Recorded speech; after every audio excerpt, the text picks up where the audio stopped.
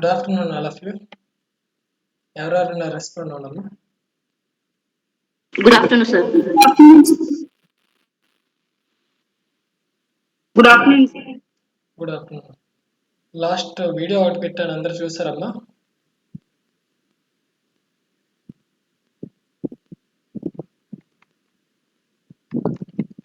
Last ఒక lecture పెట్టాడు, అందరు చూడండి. Present in the lecture we will see induction heater. Induction heater ఏంటో, ఇది ఎలా పనిచేస్తుందో ఒకసారి చూద్దాం.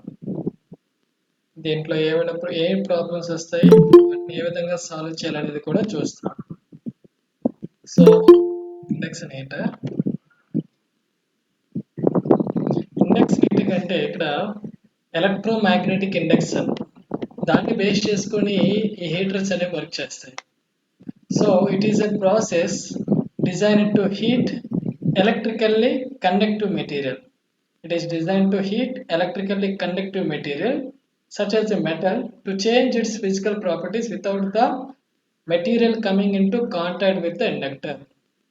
ఇక్కడ మనం యూజ్ చేసే ఇండక్టర్కి అలాగే మనం వేడి చేయాలనుకుంటున్న మెటల్కి కాంటాక్ట్ లేకుండానే, కాంటాక్ట్ లేకుండానే మనం using electromagnetic induction. Okay, so దాన్ని యూజ్ చేసుకొని మనం ఒక మెటల్ని హీట్ చేస్తాం. Okay, so this kind of heating is called induction heating. Induction heating is a process designed to heat an electrically conductive material such as the metal to change its physical properties, okay, without the material coming into contact with the inductor. Heat is induced to the conductive material with circulating currents. ఇక్కడ heat అనేది ఏ విధంగా produce అవుతుందంటే, మనం ఒక coil తీసుకుంటాం, బేసిక్గా ఒక coil తీసుకుంటాం. ఆ కాయిల్లో వేరియబుల్ కరెంట్ పంపించినప్పుడు ఆ కాయిల్ చుట్టూ వేరియబుల్ మ్యాగ్నెటిక్ ఫీల్డ్ అనేది ప్రొడ్యూస్ అవుతుంది. ఓకే, ఏదైనా ఒక కాయిల్లో కరెంట్ ఫ్లో అయినప్పుడు, ఏదైనా ఒక కండక్టర్లో కరెంట్ ఫ్లో అయినప్పుడు ఆ కండక్టర్ చుట్టూ మ్యాగ్నెటిక్ ఫీల్డ్ ప్రొడ్యూస్ అవుతుంది.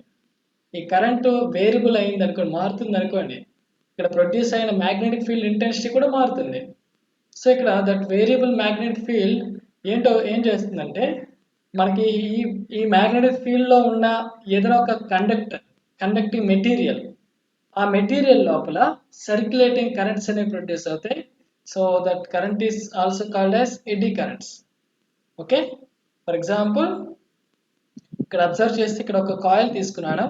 ఈ కాయిల్లో వేరియబుల్ కరెంట్ ఏసీ కరెంట్ని అప్లై చేసా. సో అలా చేసినప్పుడు ఇక్కడ ప్రొడ్యూస్ అయిన magnetic field variable magnetic field అది. సో ఆ మ్యాగ్నెటిక్ ఫీల్డ్లో ఇక్కడ కండక్టింగ్ మెటీరియల్ పెట్టాలి. సో ఆ కండక్టింగ్ మెటీరియల్, ఆ మెటీరియల్ లోపల ఏమవుతుందంటే సర్క్యులేటింగ్ కరెంట్స్ అనేవి ప్రొడ్యూస్ అవుతాయి. ఓకే, సర్క్యులేటింగ్ కరెంట్స్ అనేవి ప్రొడ్యూస్ అవుతాయి. So these currents are called eddy currents. వీటినే ఎడ్డీ కరెంట్స్ అంటారు. ఎప్పుడైనా ఒక కండక్టర్లో కరెంట్ ఫ్లో అయినప్పుడు ఏమవుతుంది, ఆ కండక్టర్ అనేది వేడెక్కుతుంది. So on that principle this induction heater will work. So ఇక్కడ ఒక బేసిక్గా అబ్జర్వ్ చేస్తే, ఇండక్షన్ హీటర్లో మనకు పవర్ సప్లై కావాలి మెయిన్గా, అలాగే కంట్రోల్ బోర్డ్. దీన్ని కంట్రోల్ చేయడం కోసం కంట్రోల్ స్విచెస్ ఉంటాయి కదా. సో కంట్రోల్ బోర్డ్ ఉంటుంది, అలాగే టచ్ ప్యానెల్. ఓకే, సో మన స్విచెస్ ఉంటాయి కదా. కంట్రోల్ బోర్డ్ అంటే ఇంటర్నల్గా కంట్రోల్ చేసే సర్క్యూట్ బోర్డ్. ఇక్కడ టచ్ ప్యానెల్లో మనకు స్విచెస్ ఉంటాయి. అలాగే కూలింగ్ ఫ్యాన్, దీన్ని ఇక్కడ మనం ఈ కాయిల్ ఏదైతే తీసుకున్నాం దీంట్లో కరెంట్ పాస్ అయినప్పుడు కూడా అది వేడెక్కుతుంది. సో ఓవర్ హీట్ అవ్వకుండా ఆ కాయిల్ని కూల్ చేయడం కోసం కూలింగ్ ఫ్యాన్ యూజ్ చేస్తాం. That coil is called induction working coil అంటాం. So these are the basic parts in an induction heating stove. మనం ఎక్కువగా జనరల్గా ఇండక్షన్ హీటింగ్ని హౌస్ హోల్డ్లో, ఇంట్లో కుకింగ్ స్టవ్స్, ఇక్కడ అబ్జర్వ్ చేస్తే ఇండక్షన్ హీటింగ్ ప్యాన్ ఉంది కదా, ఇండక్షన్ స్టవ్స్ అంటారు కదా. సో దాంట్లో ఈ ఇండక్షన్ హీటింగ్ ప్రాసెస్ని యూజ్ చేస్తాం. సో ద పవర్ సప్లై ఇక్కడ మనం యూజ్ చేసేది జనరల్గా alternating current, AC current use చేస్తాం. ఎందుకంటే వేరియబుల్ కరెంట్ ఫ్లో అవ్వాలి. వేరియబుల్ కరెంట్ అనేది వేరియబుల్ మ్యాగ్నెటిక్ ఫీల్డ్ ప్రొడ్యూస్ చేస్తుంది. ఆ వేరియబుల్ మ్యాగ్నెటిక్ ఫీల్డ్స్ అనేవి వేరియబుల్ కరెంట్స్, ఎడ్డీ కరెంట్స్ని ప్రొడ్యూస్ చేస్తాయి. So this is about induction heater. అయితే ఇప్పుడు ఇండక్షన్ హీటర్లో మనకు జనరల్గా కొన్ని ప్రాబ్లమ్స్ ఎరైజ్ అవుతాయి.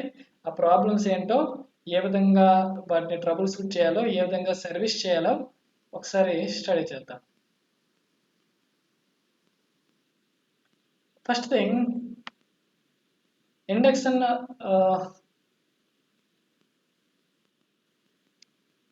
ఇండక్షన్ హీటర్ని మనం ఆన్ చేసాం, but it is not working. On చేస్తాం but it is not working. అప్పుడు ఏంటంటే మనం అబ్జర్వ్ చేయాల్సింది, వైర్లు కనెక్షన్స్ కరెక్ట్గా ఉన్నాయా లేదో చూడాలి, ఫ్యూజ్ ఏమైనా పోయిందా లేదో చెక్ చేయాలి. Okay, so please check control switches అనేవి లాక్ అయిపోయా, కంట్రోల్ స్విచ్చెస్ లాక్ అయిపోయా లేదో చూసుకోవాలి. సో చెక్ చేయాలి. ఏంటి, ఫస్ట్ పవర్ సప్లై కరెక్ట్గా ఉందా లేదో చెక్ చేయాలి, వైర్. ఓకే, లేదంటే ఫ్యూజ్ ఏమైనా పాడైపోయిందో లేదో చూసుకోవాలి, పవర్ ఉందో లేదో చూసుకోవాలి ఇంట్లో. లేదంటే ఈ కంట్రోల్ స్విచ్చెస్ ఏవైతే ఉన్నాయో, ఫ్రంట్ ప్యానెల్లో ఏవైతే స్విచ్చెస్ ఉన్నాయో అవి లాక్ అయిపోయో లేదో చెక్ చేసుకోవాలి. సో ఈ ప్రాబ్లమ్స్ వల్ల మనం పవర్ ఆన్ చేసినా అది ఇండక్షన్ హీటర్ అనేది స్టార్ట్ అవ్వకపోవచ్చు. అలాగే induction shutting of while cooking. మనం కుకింగ్ చేస్తున్నప్పుడు, అంటే హీట్ చేస్తున్నప్పుడు మధ్యలో ఆఫ్ అయిపోయింది అనుకోండి, పాసిబుల్ రీజన్స్ ఏమవచ్చు అంటే, ఆటోమేటిక్గా టైమర్ సెట్ చేయడం వల్ల ఆ టైమర్ ట్రిగర్ అయ్యి మేబీ పవర్ సప్లై ఆగిపోవచ్చు. ఓకే, సో కుకింగ్ చేస్తున్నప్పుడు టైమర్ సెట్ చేస్తారు, ఆటోమేటిక్ ఫంక్షన్ సెట్ చేస్తారు అనుకోండి, దానివల్ల టైం ఎక్సీడ్ అయిపోతే ఆటోమేటిక్గా ఆఫ్ అయిపోతుంది కదా. సో అది అలా ఆఫ్ అయిపోయిందో లేదో చెక్ చేసుకోవాలి. లేదంటే ఈ ప్యాన్ మనం ఏదైతే యూజ్ చేస్తున్నామో అది కరెక్ట్గా కుకింగ్ జోన్లో ఉందో లేదో చెక్ చేసుకోవాలి. ఓకేనా, కరెక్ట్గా ప్లేస్ అయిందో లేదో, కుకింగ్ జోన్లో కరెక్ట్గా ఉందో లేదో చెక్ చేసుకోవాలి. అలాగే ఆ మెటీరియల్, ఆ ప్యాన్ యొక్క మెటీరియల్ కూడా కరెక్ట్గా ఉందో లేదో చెక్ చేసుకోవాలి. అయితే ఒకవేళ కరెక్ట్గా లేదనుకోండి అసలు ఆన్ అవ్వదు, మధ్యలో ఆఫ్ అయిపోయిందంటే కరెక్ట్గా సెట్ అయిందో లేదో చూసుకోవాలి, ఈ ప్యాన్ కరెక్ట్గా ప్లేస్ అయిందో లేదో చూసుకోవాలి. లేదంటే ఆ థర్మల్ సెన్సార్, హీట్ సెన్సార్ ఏదైతే ఉందో అది కరెక్ట్గా వర్క్ దాంట్లో ప్రాబ్లం ఉండొచ్చు.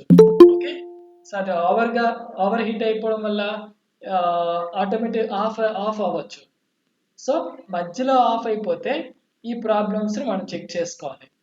మధ్యలో హీట్ సెన్సార్ అయినా ప్రాబ్లం ఉండొచ్చు, ఈ ప్యాన్ కరెక్ట్గా ప్లేస్ అవ్వకపోవచ్చు, లేదంటే ఆటోమేటిక్ టైమర్ ఆన్ అయిపోయి ఆఫ్ అవ్వడం, ఇండక్షన్ హీటర్ అనేది ఆఫ్ అయిపోయి ఉండొచ్చు. సో ఇవి చెక్ చేసుకోవాలి. నెక్స్ట్, మనం ఆన్ చేస్తాం, అంత బాగానే ఉంది, ఫుడ్ కుకింగ్ అవ్వట్లేదు, అలాగే కరెక్ట్గా హీట్ అవ్వట్లేదు. అప్పుడు మనం ఏం చెక్ చేయాలంటే, మనం కరెక్ట్ టెంపరేచర్ సెట్ చేస్తాం లేదు చూసుకోవాలి.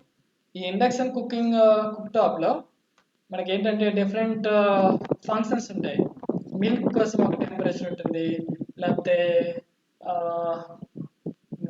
హాట్ వాటర్ చేయడం కోసం ఒక ఫంక్షన్ ఉంటుంది, చపాతీలు చేయడం కోసం ఒక ఫంక్షన్ ఉంటుంది. సో ఇది కరెక్ట్గా సెట్ చేస్తాం లేదు చెక్ చేసుకోవాలి. ఆ పర్టికులర్ ఫుడ్కి ఆ పర్టికులర్ టెంపరేచర్ ఉందో లేదో చెక్ చేసుకోవాలి. ఓకే, ఒకవేళ తక్కువ టెంపరేచర్ సెట్ చేశారనుకోండి, టెంపరేచర్ ఇంక్రీజ్ చేసుకోవాలి. అలాగే ఈ వెజల్ ఏదైతే ఉందో, ఆ ప్యాన్ ఏదైతే ఉందో కరెక్ట్గా కుకింగ్ జోన్లో ఉందో లేదో చెక్ చేసుకోవాలి. అలా కరెక్ట్గా ఫిట్ లేకపోయినప్పుడు కూడా ప్రాపర్ హీటింగ్ అనేది జరగదు. అలాగే ఈ మన కుకింగ్ వెజల్ ఏదైతే యూజ్ చేస్తున్నాం అది ఫెర్రో మ్యాగ్నెటిక్ బాటమ్ ఆ మెటీరియల్తో ఉందో లేదో చేసుకోవాలి. జనరల్గా స్టీల్ అనేది స్టీల్గా ఉండాలి. సో ఫెర్రో మ్యాగ్నెటిక్ బాటమ్ ఉందో లేదో చెక్ చేసుకోవాలి. ఓకే, సో అలా లేదనుకోండి, ఈ కుకింగ్ అనేది జరగకపోవచ్చు, లేకపోతే ప్రాపర్గా హీట్ అవ్వకపోవచ్చు. సో వాటిని మనం చెక్ చేసుకోవాలి. అలాగే ఫుడ్ అనేది బర్న్ అయిపోతుంది అనుకోండి, పాసిబుల్ రీజన్ ఏమొచ్చంటే లైట్ వెయిట్ కుక్వేర్ అవ్వచ్చు. ఓకే, మనం ఏదైతే యూజ్ చేస్తున్నామో బౌల్ అది లైట్ వెయిట్ అవ్వచ్చు. సో అది త్వరగా హీట్ ఎక్కిపోతూ ఉండొచ్చు. త్వరగా హీట్ ఎక్కిపోయింది అనుకోండి, ఫుడ్ అనేది బర్న్ అయిపోతుంది. లేదంటే ఓవర్గా టెంపరేచర్ ఎక్కువ సెట్ చేస్తారనుకోండి, అలాంటప్పుడు కూడా ఫుడ్ అనేది బర్న్ అవుతుంది. సో దాన్ని మనం చెక్ చేసి క్లియర్ చేస్తే ఈ ప్రాబ్లం క్లియర్ అవుతుంది. అలాగే నాయిస్ అండ్ వైబ్రేషన్. మన ఇండక్షన్ కుక్ టాప్ నుంచి సౌండ్ వస్తుంది అనుకోండి, నాయిస్ వస్తుంది అనుకోండి. పాసిబుల్ రీజన్స్ ఏమవ్వచ్చు అంటే, ఈ బౌల్ అనేది సరిగ్గా ప్లేస్ అవ్వలేదు అనుకోండి, అంటే సరిగ్గా బాటమ్ అనేది కరెక్ట్గా ప్లెయిన్గా లేకపోయినప్పుడు, అన్ఈవెన్ బాటమ్ ఉందనుకోండి, లేదంటే లైట్ వెయిట్, ఈ బౌల్ ఏదైతే యూజ్ చేస్తాం లైట్ వెయిట్ ఉందనుకోండి, అలాగే ఈ హ్యాండిల్స్ లూజ్గా ఉన్నాయనుకోండి, కుకింగ్ మనం ఏదైతే ప్యాన్ యూజ్ చేస్తాం దాని యొక్క హ్యాండిల్స్ లూజ్గా ఉన్నాయనుకోండి, ఇంటర్నల్గా ఏమవుతుంది, ఈ సిగ్నల్ ఇచ్చేటప్పుడు ఇంటర్నల్గా కూలింగ్ ఫ్యాన్ ఉంటుంది కదా, దాని వైబ్రేషన్స్తో ఈ ఈ వైబ్రేషన్స్ కూడా రెసినెన్స్ వల్ల మనకి సౌండ్ రావచ్చు, ఎక్కువ వైబ్రేషన్స్ నాయిస్ రావచ్చు. ఓకే, సో మన అన్ఈవెన్ బాటమ్ ఉన్న, లైట్ వెయిట్ లిడ్ మూతలున్నా, లేదంటే లైట్ వెయిట్ ప్యాన్ ఉన్నా, లేదంటే లూజ్గా ఉన్న హ్యాండిల్స్ ఉన్నా ఏమవుతుందంటే ఈ వైబ్రేషన్స్ అనేవి వస్తాయి, నాయిస్ వస్తుంది. So these are common problems for induction cooktop. Okay, so this is for present lecture. ఏమైనా డౌట్స్ ఉన్నాయమ్మా? ఏమైనా క్వశ్చన్స్ ఉన్నాయా?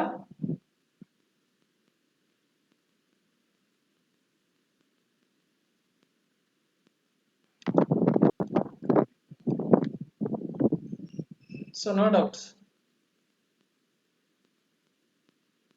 Thank you.